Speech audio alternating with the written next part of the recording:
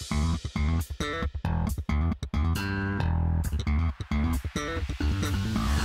a beautiful day that you have made. I will praise you. Alright, good morning po sa lahat. Mahaba pang buhay. Natatandaan ko po nung ako'y mga 33, 34, sabi ko, Panginoon, kung ako'y mabubuhay hanggang 60, meron pa natitirang 27 years. Yung 27 years walang aagaw dun sa paglilingkod kay sa iyo, Panginoon. Kung lalagpas man ako ng 60, bonus na. 63 na po ako ngayon. March 15.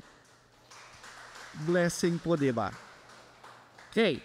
Kaya sabi ko nga, patuloy ka lang patuloy na naisin mong yung buhay mo, ipagamit mo sa Panginoon. Yung bang magkaroon ng value, magkaroon ka ng sense ng mission sa buhay, hindi lang physical kundi sa mga bagay na spiritual, hindi ka po magkakamali at nandun po yung kamay ng Diyos talaga. Sa umaga po ito, gusto ko pong magbigay ng pinaka-overview ng ating pinapaniwalaan. Ang dami pong naloloko, pambihirang mga tao, di ba? Kung napanood niyo yung hearing sa Senado, yung mga lumalabas sa kwento-kwento, mula pa noon sa panahon ni Senyor Aguila, tapos balikan niyo po kung natatandaan niyo po yung massacre sa Guyana, yung kay Jim Jones. Natatandaan niyo po yun, mga around 70s. Yung mga members niya, dahil naniniwala po sa leader, pinainom ng Kool-Aid, alam niyo yung Kool-Aid po, nilagyan ng cyanide. Namatay po silang lahat. Yun ding Branch Davidian cult sa US, yung bang nilusob ng mga US forces, yun naman si David Koresh. Yung mga followers po niya talagang nakipagpatayan, ipagtanggol ang leader nila. Ganun po yung tinatawag na kulto. Ang kanilang faithfulness, ang loyalty nasa leader. Mali po. Dapat ang iyong loyalty, ang faithfulness mo nasa Diyos sa pamagitan po ng Bible. Dapat kung maniniwala at kung susunod ka, dapat i-qualify mo sa Biblia. Huwag po kayo maniwala na ang nakakaunawa lang ng Biblia yung mga pinili ng Diyos at sinugo, kasi nungalingan po yon. Ang bawat mananampalataya po ngayon, nasa iyo yung Espiritu ni Kristo. Nasa iyo yung pag-iisip ni Kristo, kaya maiintindihan mo ito kung babasahin mo. Di po ba? Kaya po, sa aking mga patuloy na pagpunta po rito sa inyo, ang panalangin ko po, mabuksan ang ating po interest na basahin uli ang Bible, pag-aralan po yan, dahil ang kalooban po ng Diyos, ang bawat mananampalataya, bihasa po sa laman ng Biblia. Kung sinasabi mong nasa katotohanan ka, dapat alam mo yung totoo. Tama? Kaya sabi ng Bible, di ba? Kung kayo ay tatanungin ng bagay na inyong inaasahan o patungkol sa kaligtasan, dapat matyaga at masaya kayong sasagot sa mga katanungan. Yan po yung mahalaga. Okay. Gusto ko pong makita ninyo na gaano ba tayo nakatitiyak sa ating pinapaniwalaan. Mahalaga yan. Ang daming relihiyon. Bakit ang daming relihiyon? Ang problema po sa dinami-dami ng relihiyon, wala ang tiwala doon sa krus ng Kalbaryo. Yung iba, mistiso, nanampalataya daw kay Kristo na ligtas, pero bukas hindi niya alam kung ligtas siya. Kasi daw nawawala ang kaligtasan. Di ba? Maraming ganyan. Karamihan po, majority ng nagpo-profess na Kristiyano, hindi po naunawa itong pag-aaralan natin ngayon. Ito po yan, mga kaibigan. Pag sinabi pong gospel, yung po'y compound word ng good spell. Pag sinabing good, mabuting spell, mabuting balita, o mabuting kwento, o mabuting history. Go spell, sabi niya, gospel. Doon po nabuo yung salitang English na gospel, yun po'y nagmula sa good spell. Babalik ka sa Old English. Ngayon, alam ba natin na yung ating kaligtasan ay itinalaga na ng Diyos po noong hindi pa po nalalalang ang mundo? Basahin po natin ang 2 Timothy 1:9. Who has saved us, past tense? Ligtas. Pag ikaw ay na kay Kristo po, ligtas ka na. Wala nang pagkakataong mawala ang kaligtasan. Kaya nga po past tense yan eh. Tandaan po natin, ilagay po natin sa ating isipan, wala kang ibang papaniwalaan kundi nakasulat. Maaaring magkamali yung nagtuturo at pwede nyo i-correct yung nagtuturo. Pastor, parang mali yung sinabi mo. Bakit? Kasi ito yung nakasulat. Good po yun. Ibig sabihin, nagbabasa ka, nag-iisip ka, nag-aaral ka. Huwag ka lamang sasandig sa naririnig mo sa preacher. Tama po ba yun? Mas maganda po ba yun? Para hindi ka mabudol. Daming nabudol ng mga tao sa reliyon, di ba? Kasi walang question pag sinabi ng speaker. Hindi, dapat. Kaya nga po sa yung educational system, sabi nila, ang dinidevelop po yung critical thinking na hindi lahat ng sinasabi o naririnig mo, tatanggapin mo agad. Dapat i-qualify mo, tama ba yan? Nang sa ganun, hindi ka madaya. Ang sabi po ng Bible, who has saved us? Yan po, buhay pa yan, pero ligtas na. And called us with a holy calling, sabi niya. At tinawag tayo sa pamamagitan ng isang banal na pagtawag. Ano ba yung banal na pagtawag po na yon? Pagtawag. Marami kasi ngayon nakiklaim, tinawag sila ng Diyos. Tama? Pag merong taong lumapit sa iyo, ang sasabihin, ako ay tinawag ng Diyos, maniniwala ka ba agad? Hindi, di ba? Dapat i-qualify. Pag sinabing tinawag sa ng Diyos with a holy calling, ang unang tanong, anong narinig mo? Kasi tinawag ka eh. Anong narinig mo? Dapat ang sagot, ayon din sa nagsabi na si Apostol Pablo. Tama? Ano yung narinig po ng tinawag ng Diyos? Tingnan niyo po, sa pangalawang Thessalonica, 2 Thessalonians chapter 2, to which He called you by what? Yun. Huwag kayong maniniwala sa kwento-kwento. Masigit lang natin si Buloy. Kaya pala ganun na lang ang kapit ng mga tao sa kanya sapagkat ang kwento daw, pinanganak daw siya ng nanay niya at sa panganganak ng nanay niya, meron daw dumating na ulap. At sa ibabaw ng ulap, nandoon daw ang Diyos. At ang sabi raw ng Diyos, yan ang aking anak. Kaya sinabing, appointed son of God. Tapos meron daw lumabas na agila. Yun po yung kwento niya. Sasabayan pa ng kung ano-anong drama sa pulpito. At yung mga salitang, kung hindi kayo pupunta sa akin, hindi kayo pupunta sa langit, kung wala kang alam at madali kang mauto, maniniwala ka, di ba? Kaya kahit sabing ipagbili nyo lahat ng ari-ari nyo, hindi nyo ba alam, nag-predict pala siya noong 2020 ng second coming? Anong ginawa ng mga miyembro? Pinagbili lahat ng ari-arian pati bahay. Binigay sa kanya. Nangyari po yun. Dumating yung 2020, walang dumating, nasa ang ari-arian nila, ang pera nila, nakikibuloy. To which He called you by what? Our gospel.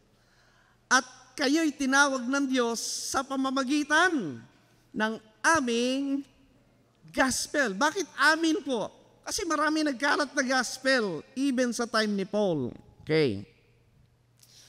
Papakita ko lang po sa inyo yung tatlong uri po ng gospel at makikita nyo po kung bakit marami ang lito sa pananampalataya. Una, makita po natin, ang sabi uli ng 2 Timothy 1:9, balik po natin. Who has saved us and called us with a holy calling, which is the gospel, kaya not according to our works, but according to His own purpose and grace, which was given to us in Christ Jesus kailan?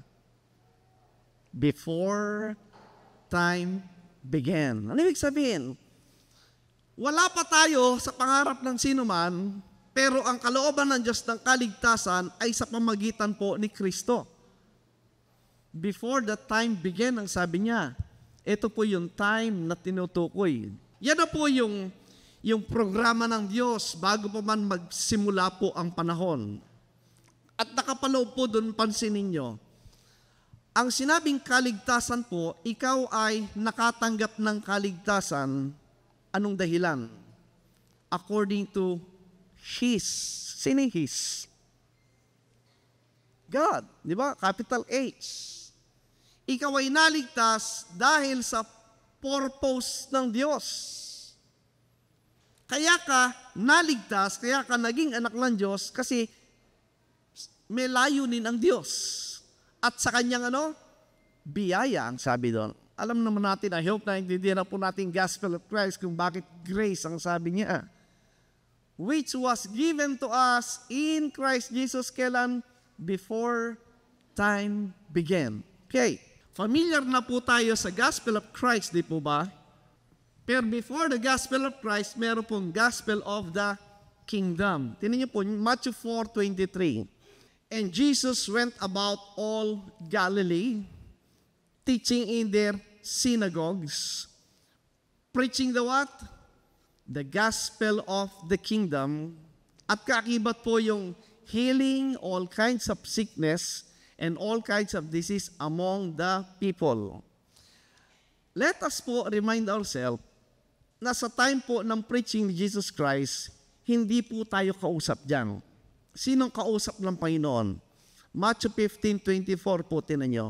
Marami po kasing nakasulat na talata sa Biblia, kaya pag binasa mo, ang una mong tanong, sino yung nagsasalita at sino yung kausap? Mahalago yan.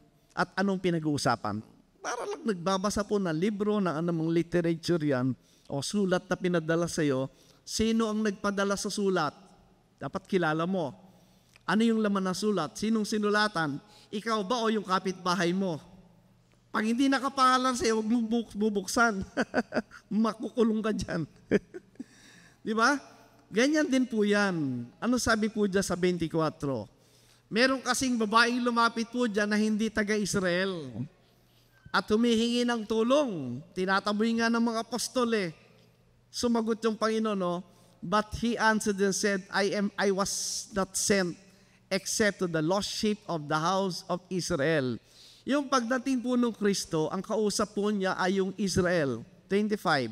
Then she came and worshiped saying, Lord, help me. Sabi ng babae. Pero ang atin pong kinuha doon, yung dumating po Hesus Kristo, sinabi niya mismo, ako'y isinugo para lang sa lost sheep of the house of Israel. Natural po, it follows po. Ganon din po yung 12 apostol. Tingnan niyo po, Matthew 10, verse 5 at saka verse 6. Ito po yung hindi napapansin ng mga nagbabasa ng Biblia. Akala nila sila yung kausap dyan. Hindi po, ang kausap po dyan ay ito. Ano sabi ng 5? These 12 Jesus sent out and commanded them saying, do not go into the way of the Gentiles. Sino yung Gentiles? Tayo po yun. Kamukha natin. Pag Gentiles po sa Bible, hindi ka kabilang po sa bansa ng Israel. Ikaw ay taga-ibang nasyon. Alright? Kaya tayo po, hindi naman tayo kabilang po sa biological na lahi po ng Israel, so tayo ay Gentiles. Sabi ng Panginoon sa 12, huwag kayong pupunta sa mga Hentil o kaya sa mga Samaritano. Bakit po yung Samaritano? Sapagkat yung pong nasa Samaritan dyan, hindi na mga Hudyo yan. Mga ibang lahi na rin yung naririyan simula nung inalis po yung 10 tribes. Way back pa po ng mga around mga around 500 or 600 BC, wala na po yung 10 tribes sa Samaria. Kaya sa panahon na ito, bawal kausapin sa isang Hudyo po yung hindi taga-Israel. Verse 6. Tapos ang sabi ng Panginoon, but go rather to the lost sheep of the house of Israel. Pareho ba sila? Yung Panginoon sa Kristo, ang sabi niya, sa isinugo para lang sa lost sheep of the house of Israel. Yung 12 apostol, isinugo para din sa Israel. Wala silang mensahe po para sa ating mga Gentiles. Isa pa, Roma 15:8. Para mapatunayan po natin ng maigi yan. Ano sabi ng 8? Now I say that Jesus Christ has become a servant to the circumcision. Ang circumcision po sa Bible, yung Israel po yan. In the flesh, right? Ang Gentiles po, uncircumcision. Yan po yung kanilang identity. Ang sabi diyan, for the truth of God to confirm the promises made to the fathers. Kailangan po pag binasa mo yan, tatanungin mo, ano yung truth of God? At ano yung promises na ginawa sa mga fathers? Sinong fathers yan? Hindi yung lolo natin yan. Yan po yung ninuno ng mga Israelita pamula kay Abraham, kay Isaac, kay Jacob. Yan. So, babalik ka po sa usapin po, way back po dito sa Genesis 12. Kasi dyan po ibinigay ang pangako kay Abraham patungkol po sa bansang Israel, sa paghahari nila at pagpasok po nila sa land. Right, yung promised land. Pagpasok po sa promised land, alam po natin, ang Israel po, ang fulfillment po ay sa Exodus, nabuo po yung nation, Israel. Sa panahon po ni Moses, nagkaroon po, isinilang po yung bansang Israel. At pagkatapos, sila po ay dumako dun sa tinatawag na Bible na the land. Nariyan po ang istorya po mula kay Joshua hanggang kay Solomon hanggang sa na-divide po yung kingdom. Yung 10 at saka yung 2 na-divide po ang nation Israel hanggang nawala po sila dyan. At pumasok na po yung 4 empires. Ito po yung Babylon, Medo-Persia, Greek Empire at Rome. Yan. Para makuha niyo po yung background, bakit may Gospel of the Kingdom. Okay. So sa panahon pong ito, nung sila po ay nawala sa lupang pangako na pinangako ng Diyos kay Abraham, na natanggap nila, na-enjoy nila, pero dahil nga po may condition yon. Na condition po, kung sila ay susunod sa Panginoon, lalo silang pagpapalain. Pero kung sila lalabag sa salita ng Diyos, palalayasin sila sa lupa na yan.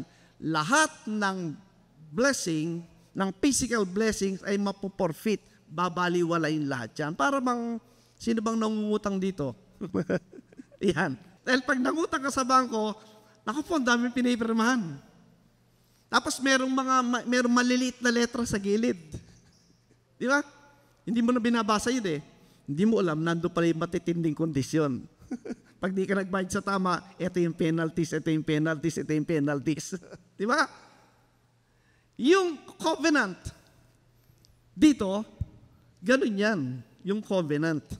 Na yung pagpapala na tinanggap nila, basahin po natin sa Joshua 21:43 para makita nyo po, yung hinihintay pong pangako ng maraming relihiyon na dadating ang Kristo at maghahari sa lupa, wala na po yon. So the Lord gave to Israel all the land. Yan. Ibinigay na ng Diyos o hindi pa? Yung all the land. Binigay na o ibibigay pa lang? Past tense. Ang lahat ng lupa. Yung pong the land. The land is specific po, a territory of land, pinangako ng Diyos sa kanila sa pamagitan ni Abraham. At natupad po yan sa pagpasok po nila doon sa land. Ano sabi doon?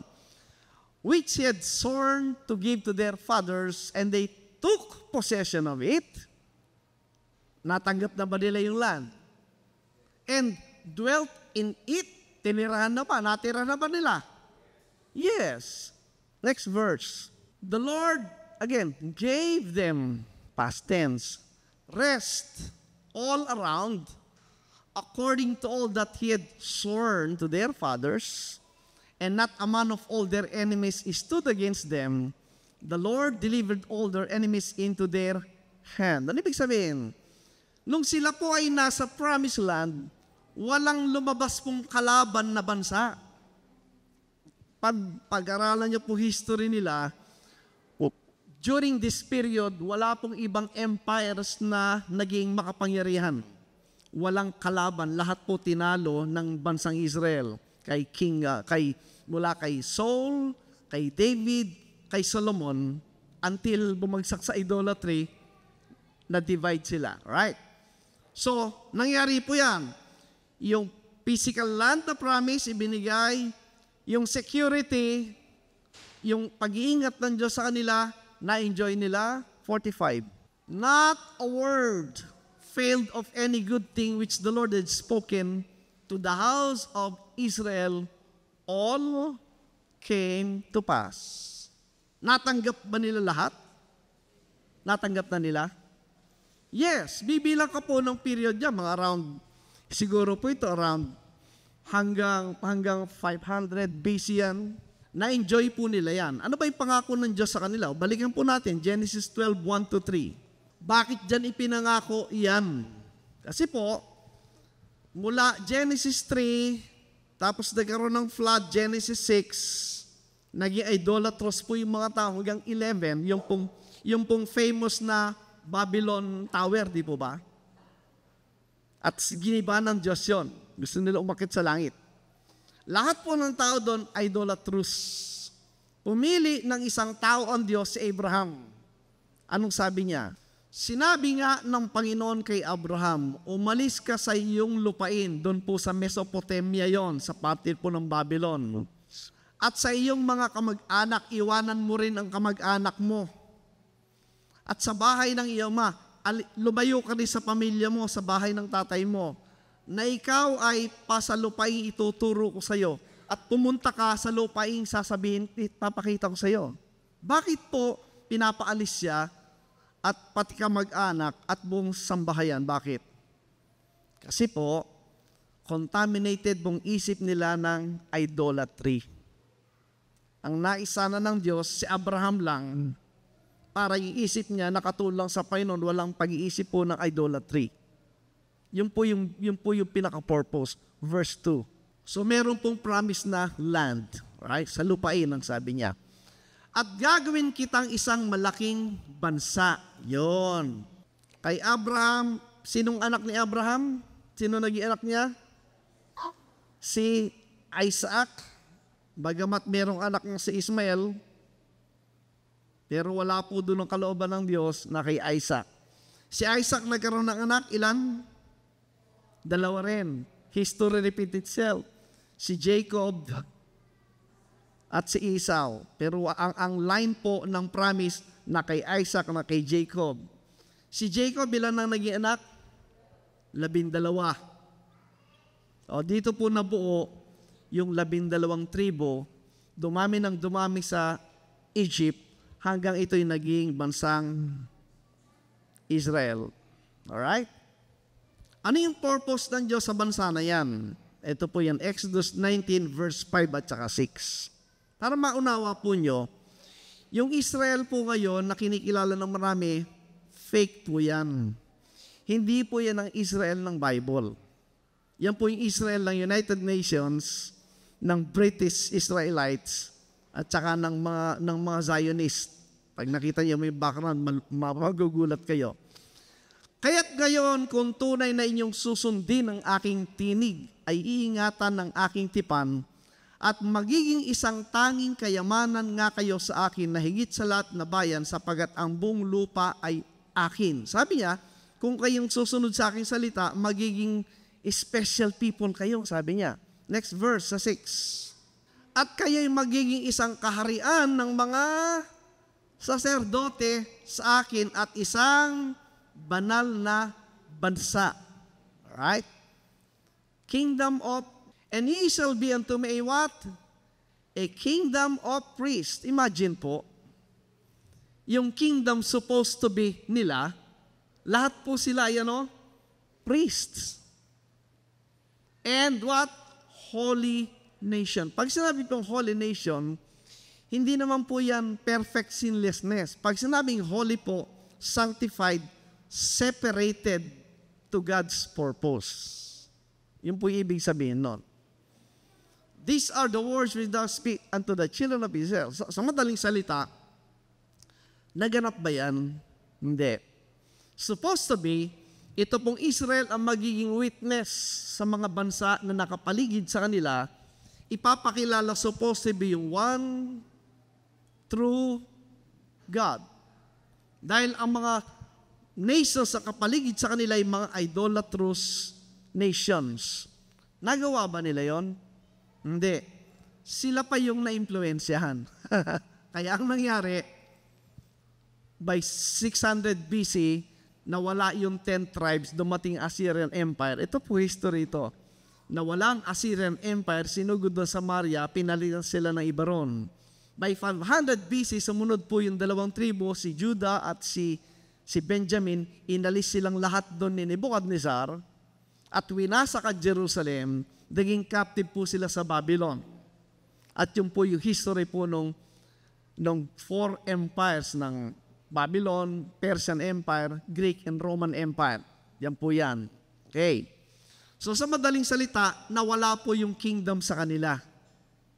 Kasi po itong apat na Gentile empires na ito, ang nagtatagpo niya ng Diyos for the purpose na hatulan at parusahan sila because of their idolatry. Kasi nakasaad po yung sa kontrata ng kanilang covenant sa Diyos bago po nila natanggap yung kalupaan at lahat ng pagpapala na sinabi ng Diyos kay Abraham patungkol sa kanila. So ibig sabihin, natanggap na po yung physical promises na yon. At dumating po yung panahon, igagawad na po yung judgment talaga sa kanila. Sinong dumating? Si Kristo. Yung pagdating po ng Panginoon Kristo, ang taglay po niya ay yun pong judgment at yung mabuting balita. Pero una sa lahat, ang dala po niya ay yung gospel of the kingdom. Ano yun? Tingnan po yung Matthew 3:1. Matthew 3 verse 1. Sabi, in those days came John the Baptist preaching the wilderness of Judea, sabi niya. And saying, repent ye, for the kingdom of heaven is at hand. Si John the Baptist po, hindi po nagtatayo ng Christian church. May mga Baptist po kasi sabi, si John the Baptist ang nag-start ng Baptist church. Dahil siya nag-baptize kay Kristo. Kung binaptize ka ni Kristo, kung binaptize niya si Kristo, natural baptist siya. Tama po ba yun? Kasi pag binautismo ka ng iglesia, ng mga relihiyon, ang pangalan mo, yung relihiyon na nagbautismo sa'yo. So, ganun din yung Biblia, sabi nila. Si John the Baptist ang nagbaptize kay Jesus Christ, natural baptist siya. Alam po nyo, joke lang noong una yun eh. Ginamit ng doktrina ng mga Baptist ngayon yan. Nakakatawa. Ito pong si John the Baptist, meron po ugnay po yan sa katapusan ng mundo sa pagdating niya. Sino ba si John the Baptist po according to Jesus Christ? Iugnay ko lang po kayo dyan para makita niyo po yung connection mula sa Old Testament papunta sa New Testament. Matthew chapter 11, verse 12. And from the days of John the Baptist until now. Yung until now po, ilalagay po natin na isip natin, yung now po, hindi ngayon. Yung now, dito po yan. Around 27 AD. Hindi po yung now natin, kundi yung now noon. Habang sinusulat po ni Matthew. Tandaan po natin yon. From the days of John the Baptist until now, the kingdom of heaven suffereth violence, and the violent take it by force. Tandaan po nyo, kaakibat po ng kingdom ay yung pagdating po ng violence. Bakit? Kasi mayroon pong judgment na parating doon sa kausap. For all the prophets and the law prophesied until John. Yon. Lahat ng propeta, ang sabi, ay naghumula hanggang sa panahon ni John the Baptist. Yung ibig sabihin, yung lahat na nakasulat po sa Lumang Tipan, ang kabuuan ay ito nung magaganap sa panahon ni John the Baptist. Bakit sinabi yon? Tingnan niyo po yung 14. If you will receive it, kung tatanggapin niyo ito, sabi ng Panginoon, this is Elijah, which was for to come. Ang sabi ng Panginoon, kung maniniwala kayo, kung tatanggapin niyo ito na si Elijah na sinabi ng mga propetang parating. Ano ba ang koneksyon ni Elijah sa pinag-uusapan ng propeta? O, tingnan niyo po yung huling aklat po ng Old Testament. Ano sabi? Malachi 4:5. Behold, I will send you Elijah, the prophet. Kailan dadating? Before the coming of the great and dreadful day of the Lord. Right. Pag binasa niyo po sa Bible yung day of the Lord, dinescribe po na dreadful. Ano yung dreadful? Narito aking susuguin sa inyo si Elias na propeta bago dumating ang alin? Ang dakila at kakilakilabot na kaarawan ng Panginoon. So ang ibig sabihin po, pagdating ni Elijah, dumating na ba si Elijah? Sabi ng Panginoon, yes, in the person of John the Baptist. So ang ibig sabihin, yung pagdating ni Elijah ay paparating na yung araw ng kakilakilabot na araw ng Panginoon. Ang pinag-uusapan po ron, judgment sa Israel. O balik natin, Matthew 3:2. Kaya ang sabi niya, mangagsisi kayo. Ang tanong, anong pagsisisihan nila? Pag ang kausap mo po dyan ay Hudyo, ano yung papasok sa isipan niyang pagsisisihan? Alin? Yung kanilang tinanguan, yung kanilang sinabing, gagawin namin, susundin namin yan. Ano yun? Yun pong covenant na ibinigay ng Diyos sa panahon po ng Exodus. Paglabas sila sa Egypt, nando sila sa Mount Sinai, sinabi ng Diyos sa pamamagitan ni Moses ang kanyang kaloob sa kanila. Ang tanong, tutuparin niyo ba? 3 times po silang tinanong. Ang sabi nila, lahat ng sinabi ni Moses na sinabi mo, O Diyos, tutuparin namin at kami magiging tapat. Yun po yung sinabi nila 3 times. Para bang ano po yan? Pag meron kang girlfriend, gusto mo na magpakasal, di ba nagpo-propose ka, will you marry me? Tama? Ang Diyos po, ganun ang ginawa. 3 times nag-propose sa Israel do sa Mount Sinai. At 3 times din nag-yes yung Israel. Pambira. Umakyat si Moses, kinuha yung kopya po ng covenant na nasulat sa bato. Aba, pagbaba, anong nakita niya? Meron ng sinasambang ibang Diyos. Yung Diyos-Diyosan na mula sa Egypt. Yung ox na calf. Yung po yung Diyos-Diyosan, yung po yung Diyos ng paglalakbay sa Egypt. Dala-dala ng Israelita po yung kaisipan, nakalabas na po sila sa Egypt. Tingnan nyo po. Ang problema po ng tao, yung isip. Imagine po ang daming ginawa ng Diyos sa Egypt para ipakitang siya ang tunay na makapangyarihan ng Diyos at itong mga Diyos-Diyosan po nila ay talagang pinakita ng Diyos at tinalo niya lahat yon. Ngunit pagdating po sa Mount Sinai, ang nasa isip nila yung pa rin Diyos-Diyosan na Egypt. Kaya ginawa ni Aaron po yung Diyos-Diyosan na ox. Tingnan niyo po ang tao. Mahirap alisin po yung nasa isipan.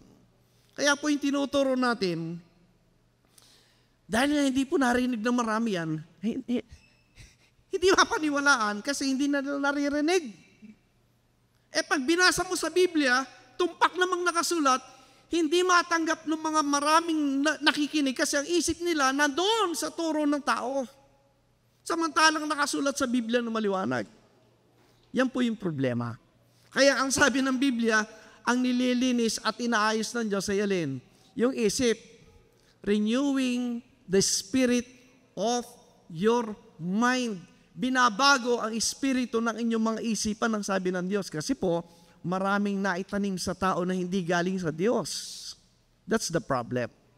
So, dumating po yan, at bilang kondisyon, nakita, nilabag nila, so nawala sila doon, napunta po sila sa captivity, nawala yung kingdom. Kaya ang preaching is the kingdom of heaven. Balik natin. Mangagsisi kayo, anong pagsisisihan? Sa isip po ng isang Hudyo, pagsisisihan niya dapat yung alin, yung tinanguan niyang kondisyon ng covenant na kanyang nilabag. Tuloy natin. Mangagsisi kayo sapagat malapit na ang kaharian ng langit. Alright? Ito. Sapagat ito yung sinalita sa pamagitan ng propeta Isaiah na nagsasabi, ang tinig ng isang sumisigaw sa ilang, ihanda ninyo ang daan ng Panginoon, tuwirin ninyong kanyang landas. May problema tayo dyan. Hindi si Isaiah po nagsabi niya. No? Mark 1:2. As it is written in the prophets. May pangalan bang Isaiah? Plural. Bakit plural? Bakit yung isa sa Isaiah? Kasi dalawa pong propetang tinutukoy dyan. Ito pong, I send my messenger before thy face, which shall prepare thy way. Hindi po si Isaiah ang nagsabi niyan. Sino? Si Malakay. Malakay 3:1 po, tinan nyo. Kaya po kahit sa pagbabasa po ng Bible, dapat aware tayo. Ayun, sabi ng Malakay 3:1. Narito aking sinusugong aking sugo at siya'y maghahanda ng daan sa harap ko. Yan po yung mabasa natin sa Malakay 3:1. Sino nagsabi? Si Malakay. Hindi si Isaiah. Kaya yung King James po, prophets, ibig sabihin, hindi lang isa, kundi dalawa. Si Malakias at si Isaiah ang pinag-uusapan doon. O, balik tayo. Matthew 3:4. So patuloy po yan, yung preaching ni John the Baptist na tinawag Elijah. At si Juan nga ay nananamit ng balahibo ng kamelyo at may isang pamikis na katad sa palibot ng kanyang baywang at kanyang pagkain ay mga balang at pulot-pukyutan. Sa 5. And were baptized of John of him in Jordan, confessing their sins. Una po, yung baptism sa tubig, hindi po yung bago sa isang Hudyo. Yun po yung parte ng kanilang water purification. At pangalawa, ano yung kasalanang kinukumpisan nila? Yung kanilang paglabag po sa covenant na kanilang sinang-ayunan, ipinangako way back po doon sa Exodus. At dahil nga naranasan po nila yung mawala yung kingdom at maging captive at nakapailalim sa mga bansa, naintindihan nila ngayon dahil nga hindi nila sinunod ang covenant kaya nawala po yung kanilang posisyon. Nakukuha po natin. Alright, so yun po yung background. Kaya dumating po si John the Baptist. Anong sabi ng 7? Nang lumapit ang sabi niya, sinong mga lumapit? Many of the Pharisees and Sadducees come to his baptism. Anong sabi ni John the Baptist? He said unto them, O generation of vipers, who hath warned you to flee from the wrath to come? Nang lumapit yung mga leader po, Pariseo at Sadduseo, ano sabi ni John the Baptist? Welcome kayo, ganun ba? Datapat nang makita niyang marami sa Pariseo at Sadduseo ang nagsiparoon sa kanyang pagbabautismo, ay sinabi niya sa kanila, kayong lahi ng mga ulupong, sino ang sa inyo nagpaunawa upang magsitaka sa galit na darating? Galit nino? Yung day of the Lord, yun po yung galit ng Diyos. Alright. So sa mga tweet po, sa panahon na ito, pinapahayag po yung gospel of the kingdom sa panahon ng ating Panginoon Kristo. Anong kingdom ang tinutukoy niya? Yung kingdom of God. Right. Tingnan niyo po, Luke 17. Sa madaling salita, meron po siyang pinapahayag na mabuting balita patungkol sa kaharian na hindi kamukha ng kaharian na ito na nawala na sa kanila. Ano yan? Yan. At palibhasa ay tinanong siya ng mga Pariseo kung kailan darating ang kaharian ng Diyos. Ang isip po dito ng Pariseo ay yung kaharian kamukha nung nandito na sila ang namumuno, sila ang nagmamay-ari ng kalupaan, ang lahat ng mga bansa ay nakapailalim sa kanila. Di ba, sa panahon ni Solomon, lahat ng bansa lumalapit kay Solomon at talagang nag-aalay sa kanila kasi sila po yung pinakamakapangyarihang kaharian nun. Ang isip ng mga Pariseo, ibabalik yung ganung uri ng kaharian. Pero ang sabi niya, ay sinagot niya sila at sinabi, ang kaharian ng Diyos ay hindi paririto na mapagkikita. Anong sabi niya? Yung kaharian ng Diyos, hindi nakikita yan na pwedeng sabing narito o nariyan. And when he was demanded of the Pharisees, when the kingdom of God should come, he answered them and said, the kingdom of God cometh not with observation. O iba na ito. Kasi ito pong kingdom dati sa kanila ay nakikita, makalupa, physical, visible kingdom na may hari, may mga sundalo at may portion of territory ng kaharian, di ba? Yung kahariang tinutukoy ng Panginoon, iba. hindi siya nakikita, ang sabi niya. So ano ibig sabihin? Spiritual, invisible, which is heavenly. 21. Neither shall they say, Lo here and lo there. Hindi mo pwedeng sabing naririto at narira ng kingdom. Nasaan? Behold, the kingdom of God is within you. Hindi na po ito yung physical kingdom. Spiritual ang pinag-uusapan dyan. Roma 14:17 pa, tinan nyo. Ito po'y pinaunawa din po ni Pablo. Saan? For the kingdom of God is not meat and drink. Pag sinabing meat and drink, pertain to your physical, di ba? Physical yan. But righteousness and peace and joy in the Holy Ghost. Yung righteousness and peace and joy, hindi po yan physical. Yan po inward. Correct? Ang righteousness, yung peace and joy, nasa loob yan. Tama? So, kanyang describe. Eh di ba, yung Panginoon ng isang bintang sa kanya ay isang rebellion, isang rebel. Ang bintang kay Kristo, isa siyang nagpapanggap na hari na kalaban ni Caesar. Kaya sa hinarap kay Pilate, di ba? Tapos in-examine siya ni Pilate kung totoo yun. Anong nakita ni Pilate?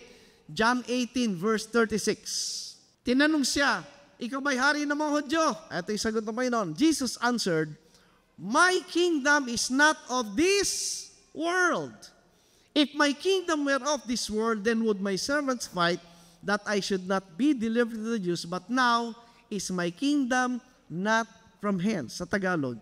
So mga Jesus, ang kaharian ko hindi sa sanglibutang ito. May ibig sabihin, hindi sa physical, hindi earthly. Kung ang kaharian ko ay sa sanglibutang ito, ang aking mga alipin nga ay makipagbaka, upang ako'y huwag maibigay sa mga Hudyo, ngunit ngayon ang aking kaharian ay hindi rito. So hindi po physical kingdom ang pinag-uusapan dito, nadala ng Kristo. Ito po ang kakibat po na pangako ng Diyos kay Abraham. Yung po yung heavenly promise. Ito po yung tanggap sa kalaw po ng new covenant. Bakit merong new? Kasi merong old. Ano yung old? Yung po yung sa Israel. Physical kingdom. Nung nawala na sa kanila yan, at dumating yung Kristo na magdadala ng pangako, anong taglay po niya? Yung new covenant. Ito po'y heavenly.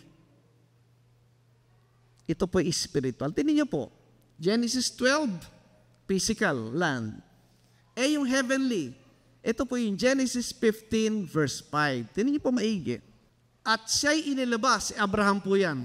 At sinabi ng Panginoon pong kausap niya dyan, tumingala ka ngayon sa langit at iyong bilangin ang mga bituin kung mabibilang mo, at sa kanya'y sinabi, magiging ganyan ang iyong binhi.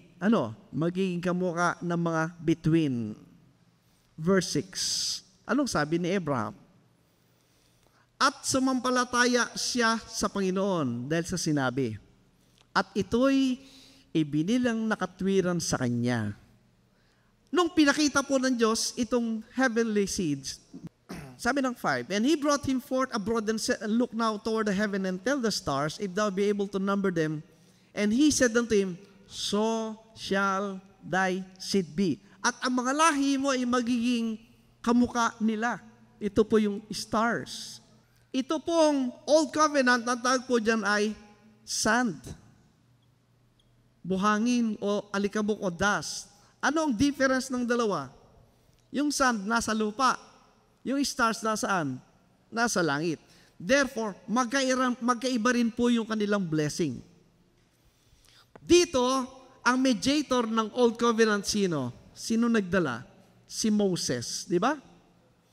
Dito, sino nagdala ng New Covenant? Si Jesus Christ na hinalin tulad din po sa kay Moses. Pag binalikan niyo po yung Deuteronomy 18, tinuturo sa yung propeta ang kamukha ko, ang sabi ni Moses. Galatians 3:16 po, tinan niyo. Now to Abraham and his seed were the promises made. He said not unto seeds, hindi is plural. as of many, but as of one, and to thy seed, which is who? Christ. Pertaining na ito po sa promises regarding the new covenant na magdadala ay yung Kristo na tinawag na seed. Pagdating kay Kristo, yung lahi ni Abraham, hindi na po yung physical. Galatians 3, there is neither Jew nor Greek, there is neither bond nor free, there is neither male nor female, for real, all one in Christ. In Christ po, wala nang lahi. So, hindi physical ang pinag-uusapan dyan. Walang babae, walang lalaki, walang alipin o walang malaya. Verse 29. Yan. If ye be Christ, then are ye Abraham's seed and heirs according to the promise. Sino Abraham's seed? Hindi ka naman galing kay Jacob. Diba? Hindi ka kasama sa lahi ng Israel. E saan ka? Dito ka, kay Kristo. Kaya tinawag kang seed of Abraham, pero hindi patungkol sa lupa, kundi patungkol sa langit. Kaya, yung blessing po ng body of Christ, specific sinabi, mga bagay ng langit. Efeso 1:13. Blessed be the God and Father of our Lord Jesus Christ, who hath blessed us with how many? All. Paparating pa lang o pinagpala ka na? Blessed ka na with all spiritual blessings where? In heavenly places in Christ. Ano mas maganda? Yung physical blessing o yung earthly blessing o yung heavenly blessing? Dito ka, kaya mas pinagpala talaga tayo po sa panahon ng Kristo kesa naririto. I hope na na-appreciate po natin. So, yung gospel of the kingdom po yung unang ipinahayag sa kanila, ina-announce yung coming ng kingdom at yung nature ng kingdom na hindi na yung makalupa kundi heavenly na. The problem po, hindi basta makakapasok ang sino man doon, ang sabi niya. Mamaya papakita ko po. Okay. After that, meron pong gospel of God. Dito po nalilito yung marami. Romans 1:1. Dinadala ko po kasaysayan ng Acts period na before at saka after ng cross. Mamaya papakita ko po bakit hindi ka pwedeng kubuhan ng doktrina dito na hindi mo sinasangguni po yung writings ni Paul. Diyan po marami nagkakamali. Ano sabi po diyan? Paul, a servant of Jesus Christ, called to be an apostle, separated unto the what? Ayun o, the gospel of God. Ano yung gospel of God? Verse 2. Diyan po, dinefine naman eh.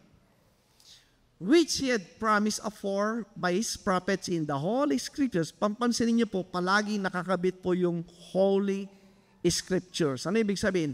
Hindi ka pwedeng tumanggap ng anumang bagay na hindi nasusulat. Pag pangatwiran lang ng tao yan, ay hayaan mo sa kanya yan. Hanapan mo ng talata sa Biblia. Pag wala, sa iyo yan. Bahala ka sa buhay mo. Pero ako, dito. Verse 3. Yung gospel of God is concerning what? Concerning His Son, Jesus Christ our Lord, which was made of the seed of David according to the flesh. Pag nakita po niyo yung seed of David, yan po yung kapanganakan sa laman ni Kristo. Kaya sabi niya, according to the flesh. Anong issue dyan? Ang issue po yung 4. Yan. And declared to be the Son of God with power according to the Spirit of holiness by the resurrection from the dead. Di ba yung Kristo po pinako? At inilibing, di ba ba? Pero on the third day, ano nangyari ng ikatlong araw? Siya ay, ang sabi doon, resurrected. Alright. So dito po, ang gospel of God, ang tinutukoy is, sino? Si Kristo. Tama po ba? Kaya dinideklara ng Diyos na siya yung Son of God. Kasi yun po yung contention dito. Hindi ayaw paniwalaan ng mga Hudyo na yung Kristo ang Son of God. Tingnan niyo po, John chapter 5. Therefore, the Jews sought the more to kill him because he not only had broken the Sabbath, but said also that God was his Father, making himself equal with God. Ano ibig sabihin? Hindi maniniwala ang Hudyo na siya nga ang Son of God. Kaya anong ginawa? Nung pinatay siya, according sa sinabi ni Pablo, deklarasyon ng Diyos na si Kristo sa yung the Son of God. Yan po yung katotohanan. Ito po yung buod po ng John 3:16. Tingnan nyo, John 3:16. For God so loved the world that He gave His only begotten Son, that whosoever believeth in Him should not perish but have everlasting life. Tanong ko, meron ka bang malalaman dyan patungkol sa issue ng sins, law, at saka death? Meron bang katotohanan kang malalaman at maunawaan patungkol do sa singular sin, plural sins, yung kautusan at kamatayan sa John 3:16? Wala. Isa lang po yung katotohanan nakafocus doon. Ano yun? Sino? Si Jesucristo. Kasi ang problema ng mga Hudyo, hindi sila maniwala na siya nga ang Son of God. Dineklara ng Diyos, nung pinatay nila, binuhay na maguli. Deklarasyon, mali kayo, magsisi kayo, yung pinatay ninyo, siya yung aking anak. Tingnan niyo po, Matthew 16. Mismo po sa mga apostol, yun po yung katotohanan ini-impress ng Panginoon. Doon po sa talatang 13. Kaya ang tanong, kayo ba kilala niyo na po yung Panginoon Jesus? Mahalaga yan. When Jesus came into the coast of Caesarea Philippi, He asked His disciples, saying, Whom do men say that I, the Son of Man, am? Ang sabi ng Panginoon sa mga disipulo, ano bang sinasabi ng mga tao kung sino ako? Alright? Next verse, 14. And they said, some say that thou art John the Baptist. O si John the Baptist, tao lang. Ang iba, sabi ikaw si Elijah. Ang iba, sabi si Jeremiah. Ganyan po yung pagtingin ng mga Hudyo patungkol kay Jesucristo nung panahon na yon. Nakuha po nyo? Hindi nila matanggap na siya anak ng Diyos kasi ang tingin sa kanya si Elijah, si Jeremiah, o mga propeta lang. Kamukha ng paniwala ng mga Muslim, propeta lang siya, di ba? Next verse. And he said unto them, kayo naman tatanungin ko, sino ako? Ambira, kasama niya sila. Kasama niya yung mga araw at gabi. Ang narinig nila, yung narinig ng mga taong nasa labas ng kanilang grupo. Binalikan niya ng tanong yung mga disipulo, kayo, anong tingin niyo sa akin? Kung tinanungin ka ng Panginoon na gano'n, sasagot mo. Sumagot yung spokesman. And Simon Peter, madaling sumagot to si Peter. And Simon Peter answered and said, Thou art the Christ, the Son of the living God. Yan po yung issue. Ano sabi ng Panginoon? 17. And Jesus answered and said unto him, Blessed art thou, Simon Bar-Jonah, for flesh and blood hath not revealed it unto thee, but my Father which is in heaven. Very special po yung pagkakilala kay Kristo na ganon. At nakilala siya ni Peter at sumunod ng mga apostol. Kaya, tinawag na Gospel of God, isang katotohanan po yung pinofocus doon upang makilala kung sino yung Kristo. Pero pagdating po sa issue ng sin, sins, law, at death, wala silang kamalayan dyan. Si Peter po, tinan nyo, Acts chapter 10, nag-o-observe pa ng law. Critical po dito yung Acts chapter 10, 14. After pinakita po yung mga bawal na pagkain na nakasulat sa Leviticus 11 sa Old Testament, ang sabi ng Diyos, wherein all manner of four-footed beasts of the earth and creeping things, 13. Yan po yung nakasulat sa Leviticus 11. Ang sabi ng Diyos, there came a voice to him, sabi niya, rise Peter, kill and eat. Tumayo ka Peter, patayin mo at kainin mo. Sabi niya. Anong sagot ni Peter? 14. Yan. But Peter said, not so Lord, for I have never eaten anything that is common or unclean. Unclean animals po yung nakasulat sa Leviticus 11 sa lumang tipan sa kautusan. Anong sagot ng Panginoon sa kanya? 15. And the voice spake unto him again the second time, what God hath cleansed, that call not thou common. May nabago na. May nabago na sa kaalaman nila na yung ma-unclean, yung Gentiles po ang pinipicture tayo yon. Nilinis na ng Panginoon, huwag mo nang tawagin marumi yan ang sabi niya. Kailan nalinis? Dito sa krus ng Kalbaryo. Pero Acts 10, hindi pa alam ni Peter. Ako po nyo, another verse, hindi po, Acts 10, verse 28. Acts 10:28. Alright. And he said unto them, si Peter po, sinasabi, kinakausap si Cornelius ng mga Gentiles, ye know that it is unlawful thing for a man that is a Jew to keep company or come unto one of another nation. Sabi niya, alam mo na bawal sa isang Hudyo na makisama sa hindi Hudyo, sa ibang nation. Saan mo mababasa yon? Sa law.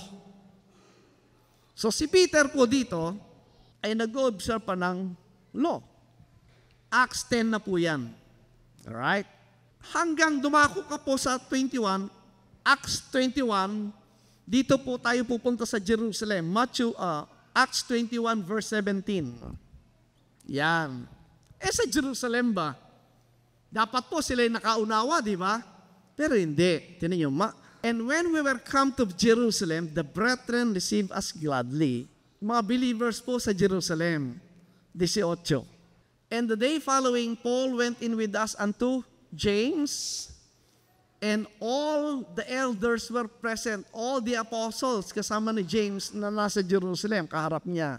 At yung mga leader po, 19. And when he had saluted them and declared particularly what things God had wrought among the Gentiles by his ministry, kinuwento niya kung ano yung nangyari sa ministry sa Gentiles. 20. Ito po ang sagot nila. And when they heard it, they glorified the Lord and said unto him, tingnan niyo po, thou seest, brother, how many thousands of Jews there are which believe, believer po, and they are, present tense sa panahon nila, all what? Zealous of the law. Sa Jerusalem po, they're still observing the law. Tama ba? Tama ba yon? Pag tama yun, dapat nag-observe tayo ng law. Kasi dapat natin silang sundan. Hindi po. Kasi, hindi pa po nila alam ito. Romans 16:25. Tingnan niyo po maigi, mga kaibigan. Makita niyo po dito na maling-mali po talagang napakaraming relihiyon kasi hindi naunawaan ito. Ano sabi ng 25? Now to him that is of power to establish you according to, pansinin niyo po yung salitang, my gospel. Sa kanya. Hindi kasama yung 12. Bakit? Tingnan natin mamaya. And the preaching of Jesus Christ according to the revelation of the mystery which was kept secret kailan? Yung my gospel niya, saan natin iuugnay yan? Na naging sekreto mula pa saan? Babalik ka dito. 2 Timothy 1:9, balik natin. Who hath saved us, Gentiles, and called us with an holy calling, the gospel of Christ, not according to our works, but according to His own purpose and grace, which was given us in Christ Jesus kailan? Before time. So before time, until the coming po ni Apostol Paul, ito po ay yung tinawag na mystery, verse 10. But is now made manifest by the appearing of our Savior Jesus Christ, who hath abolished death and brought life and immortality to light through the what? Through the gospel. Yun ang sinasabi niyang, my gospel. What gospel? Ito na po yung the gospel of Christ. Sa gospel of Christ, dito po ipinaunawa detalye alang-alin. Itong sin, yung sins, yung law, at yung death. Saan mo matatagpuan? Dito sa mystery na sinasabi ni Pablo na tinawag niyang my gospel at sinabi niyang the gospel of Christ. Ephesians 3:1, tinan niyo po maigi. Ito po ang hindi nakikita ng maraming so-called Christians. Kaya bumabalik sila sa law, nawawalang kaligtasan, patuloy isip ng kasalanan, mabalik po sa sumpa ng Diyos palagi. Ano sabi ng 3:1? For this cause, I, Paul, the prisoner of Jesus Christ for you Gentiles. Sino yung Gentiles? Tayo. Hindi tayo dito Wala na tayo dito. Nandito tayo. Verse 2. If ye have heard of the dispensation of the what? The grace of God which is given me. Kanino? Kay Pablo? Para kanino? Sino yung to you word? Gentiles. Tayo, kamukha natin. Verse 3. Look at this. How that by revelation He made unto us me. Sino yung me? Si Paul. The mystery, as I wrote afore, the good news, isinulat po niya. So bakit pa magkakaroon ng sugo? Yung mystery nga, revealed na, sinulat na nga Ano pa trabaho ng sugo? Wala na isusugo ang Diyos. Ito na po yung revelation ng katotohanan. Yung mga nagpapakilang suso, mga sinungaling yan, mga mandarayang, mga sugo yan. You have Kibuloy, you have the INC, you have Soriano, Joseph Smith, mga mandaraya po lahat yan. Hindi mo kailangan ng sugo na kasi meron ng ibinigay na katotohanan, ni-reveal na nga. Next verse. Whereby when ye read, kasi sinulat na nga po yung katotohanan na yan, hindi mo na kailangan ng sino mang taong magsasabi kasi nakasulat na. My knowledge in the what?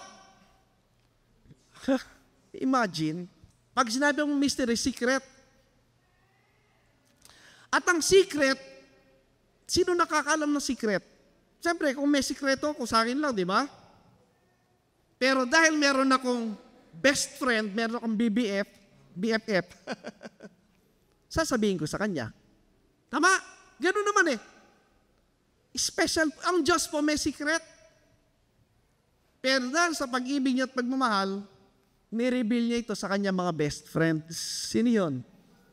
The Gentiles. The body of Christ, which in other ages was not made known unto the sons of men. Bakit?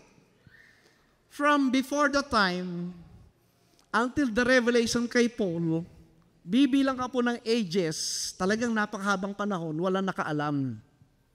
Until it was revealed to the apostle Paul. Nakuha po natin. Kaya sabi niya, as it is now. Yung it is now, hindi po sa ating time. It is now, during the writing po niya from 60 to 65 AD, yun po yung kanilang now. So doon pa lang po, nare-reveal yung katotohanan na yan. Paano malalaman ng mga ito? Hindi. Kaya po mahalaga din dito, makita po natin, kailan isinulat ni Pablo po yung epistles.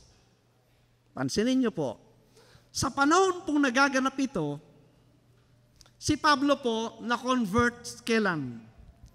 Acts chapter 9. Tama po ba?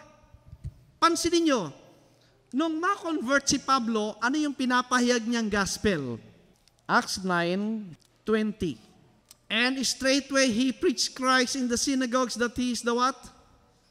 Anong gospel yan? Gospel of God. Isa lang ang sinasabi dyan Sino si Kristo? Sino si Jesus? Siya yung Son of God. Pinatotohanan ng kanyang pagkabuhay na maguli. Tama? Pero walang pinag-uusapan pa dito. Tapos, baba natin ng konti dito sa 22. But Saul increased the more in strength and confounded the Jews which dwelt the Damascus, proving that this is very Christ. Ang pinapatotohanan po sa preaching dyan ay ano? Ito nga ang Kristo. Si Jesus nga ang Kristo. Isa lang po. Wala pang pinag-uusapan sa sin, sins, law, at death. Alright? So si Pablo po na-convert dito sa Acts 9. Ngayon, kailan naunawa po ni Pablo yung Gospel of Christ? Pag dumako ka po dito, makita nyo po yung sa Acts 13. Nag-umpisa na po niyang maunawaan yan. Anong katibayan? Acts 13 po, nagpahayag na po sila diyan kasama po si Barnabas. Umikot na po sila sa ilang parte ng Asia, ng Galacia. Anong pinapahayag po nila? Okay.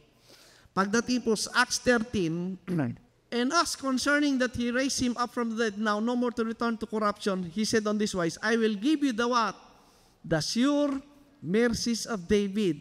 Bakit po kinote si David? Anong dahilan? Tingnan niyo po, Romans chapter 4, 6. Even as David also describeth the blessedness of the man unto whom God imputed righteousness without works. Gaya naman ang sinasambit ni David na kapalaran ng tao, na sa kanya'y ibinibilang ng Diyos ang katwiran ng walang mga gawa. Alam niyo po, pag binagbatayan po ang gawa kay David, hindi siya maliligtas. Sino ba si David? Mangangulo niya at mamamatay tao. Di ba, kinalo niya si Bathsheba? Tapos yung asawa ni Bathsheba, pinapatay niya. Pinapunta niya sa front line ng gera para mamatay. Tama? Kasi nabuntis si Bathsheba eh. Kung tinignan ng Diyos yun, ay di ba liligtas si David? Pero hindi. Sa foreknowledge ng Diyos, di ba ang tawag niya kay David, yung taong after my own heart? Di ba pinamili si Saul at si David? Sinong pinili ng Diyos? Si David. Siya yung taong nasa aking puso. Tiningnan ba ng Diyos yung katauhan ni David? Hindi. Ang tiningnan niya, yung isipan ni David na antimanong nakita ni David talaga nagsisi siya. Tama? Nakita niya kabutihang loob ni David doon. Yun po yung uri ng kaligtasan ngayon na pinipreach ni Pablo. Balik natin, Acts 13. Kaya maging hayag nawa sa inyong mga kapatid na sa pamagitan ng taong ito ay si Kristo, ibinabalita ko sa inyo ang kapatawaran ng mga kasalanan. Next verse, 39. At sa pamamagitan niya, ang bawat mananampalataya ay inaaring ganap sa lahat ng mga bagay na sa mga ito hindi kayo aring ganap sa pamagitan ng kautusan ni Moses. O dinidiscount na ni Paul yung kautusan dyan. So ano ibig sabihin? Dito sa Acts 13, nag-umpisa na po siya magpahayag ng gospel of Christ. Alam na ba ng mga apostol? Hindi pa. Hindi pa. Kaya dumating ang panahon, kinausap po niya yung mga apostol. May naganap po, Acts 13, pagkatapos, nung sila po ay natapos na magpahayag sa mga missionary journey, Acts 14, nanatili po sa Antioch ng mahaba-habang panahon. At nabalitaan niya po, yung mga taga-Galacia bumalik sa kautusan. Diba? Kaya sinulatan niya. Kaya pag binasa niyo po yung Bible, ang unang aklat na isinulat ni Pablo, ay yung pong Galatians. Isinulat po yung Galatians sa panahon po ng Acts 14. Ano sabi po sa Galatia? Galatians chapter 3. O foolish Galatians, who hath bewitched you that you should not obey the truth, before whose eyes Jesus Christ had been evidently set forth crucified among you. Nire-rebuke sila. Bakit kayo nagpadaya, ang sabi niya? Sa dos. Ito lamang ang ibig kong malaman sa inyo, tinanggap ba ninyong espiritu sa pamamagitan ng mga gawang ayon sa kautusan? O sa pamamagitan ng pakikinig ng tungkol sa pananampalataya? Kasi po, nalito na sila dito, naguluhan na sila. Bumalik sila sa kautusan eh.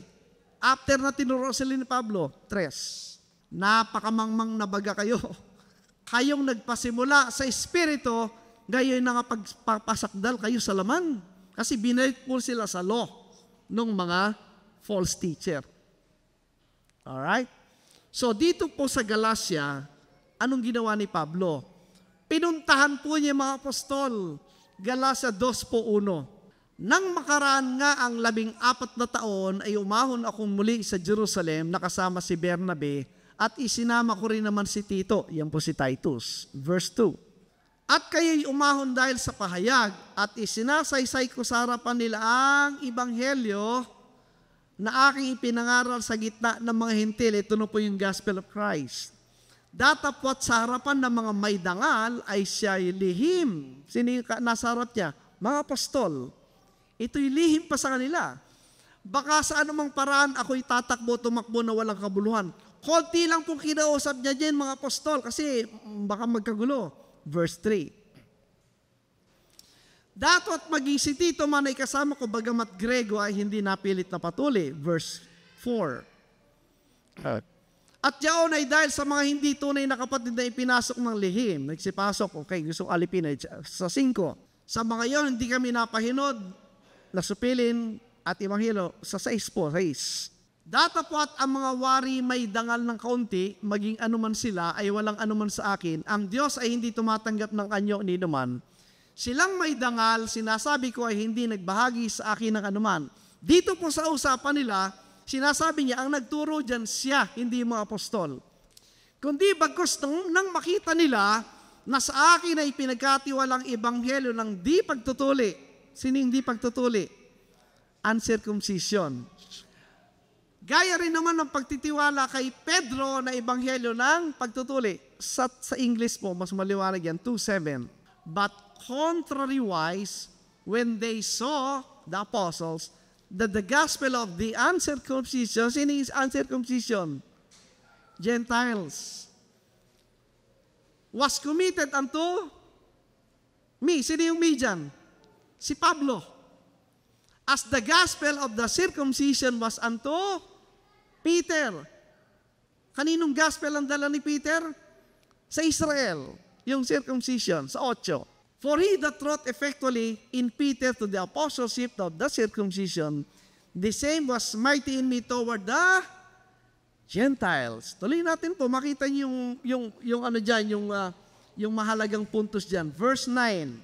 And when James, Cephas, John, mga apostle, who seemed to be pillars, yung haligi ng mananampalataya sa Jerusalem, perceived the grace that was given unto me, they gave to me and Barnabas the right hands of fellowship that we should go unto the heathen, and they unto the circumcision. Verse 10 of 11. Eto, may problema dyan. Dumating si Peter, ang sabi, pinagalitan ni Pablo si Peter. Imagine, sesermonan mo yung Prince of the Apostles. Bakit? Kasi he was to be blamed. Bakit? 12. Anong dahilan? Ito po. For before that certain came from James, he did eat with the Gentiles. Bago daw dumating yung mga apostol na kasama ni James, si Peter kasamang kumain ng Gentiles. Ano bang issue pag kasama mo kumain ng Gentiles sa kamukha natin? Siyempre, tayo kumakain ng baboy. Sila hindi. Kumakain tayo ng hito. Kumakain tayo ng mga pagkain na binawal sa lumang tipan. Si Peter, nakikain sa mga Gentiles. Paparating yung mga galing Jerusalem na sila James. Anong reaction? But when they were come, he withdrew and separated himself, fearing them which were of the circumcision. Kasi alam na ni Peter, tinuro ni Pablo. Kaya lang, dahil sa takot sa tao, bigla siya nag-withdraw. Kasi paparating yung mga law-keeper 13. Ano ang nangyari? And other Jews dissembled likewise with him in so much that Barnabas also was carried away with the... Nagkagulo sila dahil sa ginawa ni Peter. 14. Ito na po yung sabi ni Pablo. But when I saw that they walk not uprightly according to the truth of the gospel of Christ, I said unto Peter before them all, if thou, being a Jew, livest after the manner of the Gentiles, sa panahon po na yun, si Peter, nabubuhay, nakamukha na rin natin, kumakain na ng baboy, kumakain ng kung ano na. Why compellest thou the Gentiles to leave us to the Jews? Bakit mo ngayon pipilitin at ipapailalim ang mga Gentiles sa uri ng buhay natin? Parang sinasabi ni Pablo, baliktad na. Yung buhay natin sa ilalim ng kautusan, wala na yon. Dapat tayo nabubuhay ayon sa buhay ng mga Gentiles. Yun po sinasabi ni Pablo. Kasi wala na yung wall of partition. Knowing that a man is not justified by the works of the law, but by the faith of Jesus Christ. Ano yung works of the law? Yung covenant. Ano yung faith of Jesus Christ? Alin yun? Ito po yun, no? Yung death, burial, resurrection. That's the faith of Jesus Christ. Even we have believed, tayo'y naniwala doon sa faith ni Kristo. Ano yun? Yung gospel. Para ano? That we might be justified by the what? By the faith of Christ. Ano ba yung magpapawalang sala sa'yo? Yung ginawa ni Kristo. And not by the works of the law. For by the works of the law shall no flesh be justified. Sinong kausap niya? Yung mga apostol. Kailan niya sinabi yan? Dito po yan. Within period po ng Acts 14 hanggang 15. Nagkaroon sila ng confrontation. Pero nakita niyo naman, Acts 21, nag-observe pa rin sila ng law. Paano mong interpret yan? Sino ang susundan mo? Yung nasa Jerusalem o si Pablo? Yan po hindi makuha ng maraming nagtuturo ng Biblia kasi yung isip nila, doon ako sa Jerusalem. Doon ako sa 12 apostles, hindi kay Pablo. Tama na o mali? Mali na. Kasi ang revelation na kanino? Na kay Paul. Yung isip nila, obsolete na. Ganyan ang maraming reliyon. Ang isip nila, obsolete. Dinadala ka dito sa before the cross.